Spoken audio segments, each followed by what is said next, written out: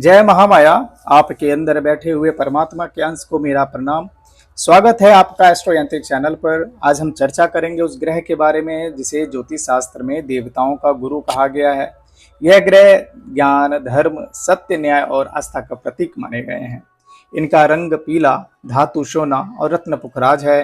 साथ ही यह ईशान कोण अर्थात पूरब उत्तर दिशा के स्वामी माने गए हैं। स्वभाव से यह अत्यंत शुभ, सौम्य और कल्याणकारी ग्रह हैं। जब हम जन्म कुंडली में शुभ स्थिति में देखते हैं तो जातक उच्च शिक्षा, विद्या, संतान, सुख, धन वृद्धि, धन समाज में लाभ, सम्मान की प्राप्ति होती है। ऐसे लोगों में दयालु, धर्मनिष्ठ और आस्थावान होते हैं। लेकिन जब यही ग्रह वक्री अशुभ प्रभाव में आ जाते हैं तब जातक निर्णय लेने में भटकाव का शिकार प्राप्त कर सकते हैं। आलस्य और अंधविश्वास की प्रवृत्ति उन लोगों में बढ़ जाती है।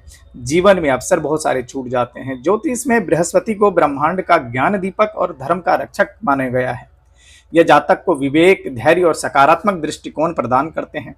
इनका प्रभाव केवल शिक्षा या संतान तक ही सीमित नहीं है, यह संपत्ति और आध्यात्मिक मार्ग तक फैला हुआ है। देवगुरु बृहस्पति न्यायप्रिय और करुणामय ग्रह हैं जो हमें जीवन में संतुलन और सही दिशा प्रदान करते हैं।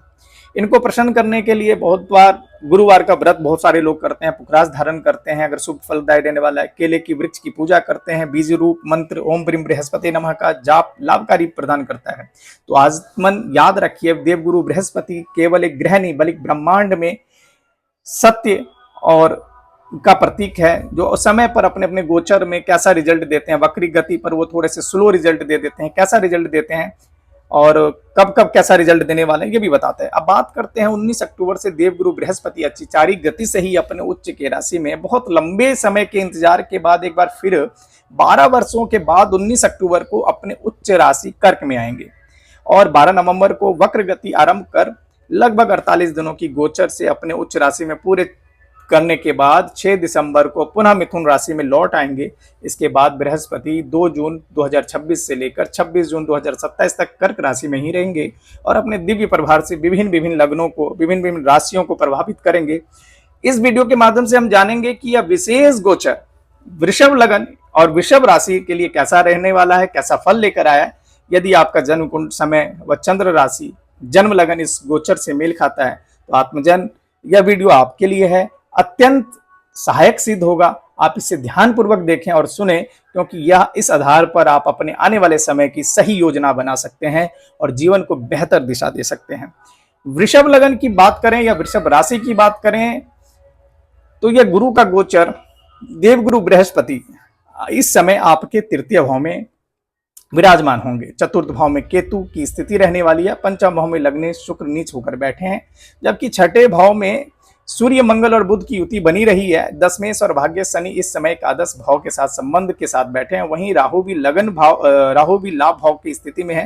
कृत्तिका नक्षत्र के द्वितीय चरण वालों के लिए, जन्मे जातकों के लिए कैसा समय है, विशेष सावधानी वाला मांगता है।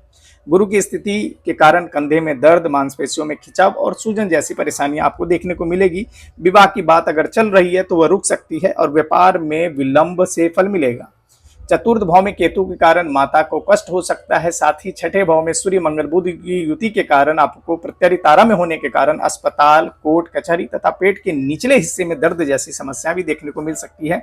नौकरी पेशा जातकों के लिए दिक्कतों का सामना करना पड़ सकता है और जीवन साथी की स्वास्थ्य की चिंता बढ़ सकती है। भाग्य से शनि लाभ भाव में जाकर भी फल देने में विलंब करेगा इस समय में, लेकिन यदि आपकी कुल देवी की पूजा करें, सहयोगियों से अच्छा व्यवहार बनाएं तो राहत का समय निकाल सकते हैं।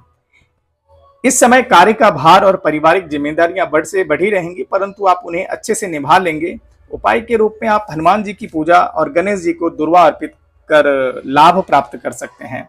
अब मृगशिरा नक्षत्र के प्रथम और द्वितीय चरण में जन्म लिए हुए जातकों के लिए यह विवाह की बातचीत अंतिम समय में अटक सकती है। प्रेम संबंधों में समस्या बढ़ी रहेंगी और गर्भवती महिलाओं के लिए मिसकैरेज का खतरा बना रहेगा, अतः विशेष सावधानियां आवश्यक है। महिलाओं का स्वास्थ्य समान रूप से ठीक नहीं रहने वाला है। व्यर्थ की यात्राएं अधिक होंगी और पुराने केस या कोर्ट केस विवाद दोबारा खुल सकता है। हालांकि परिवार में सामंजस्य और सहयोग बना रहेगा। इस समय कुल देवी की पूजा लाभकारी रहेगी। साथ ही एक सरल उपाय, लगभग 400 ग्राम गुड़ का पाउडर अपने सिर से 7 बार एंटी क्लॉकवाइज घुमाकर बहते हुए पानी में प्रवाहित करें। इससे नकारात्मकता दूर होगी और कार्यों में प्रगति मिलेगी। तो आत्मजन, आगे आने वाले वीडियो में हम देखेंगे कि हर लगन और राशि के लिए देवगुरु बृहस्पति किस किस प्रकार से गोचर में और गहन विश्लेषण से कैसा रिजल्ट देगा। अगर आप जानना चाहते हैं कि यह गोचर कुंडली आप पर कैसा असर डालेगा तो वीडियो को लाइक करें, चैनल को सब्सक्राइब करें और कमेंट में अपनी राशि और नक्षत्र जरूर लिखें, जिससे हम उस पर वीडियो बनाएं और डिटेल में वीडियो बनाएं कि जो आगामी गोचर है वो किस प्रकार से आप लोगों को फल मिलेगा। और अगर आप लोगों की दोस्त की, मित्र की या परिवार की किसी की भी वृषभ राशि है या वृषभ लगन है उनकी, तो विशेषकर मुख्यतः जो यह सामंजस्य 48 दिनों के गोचर्य में यह चीज सब फल देखने को मिलेगा।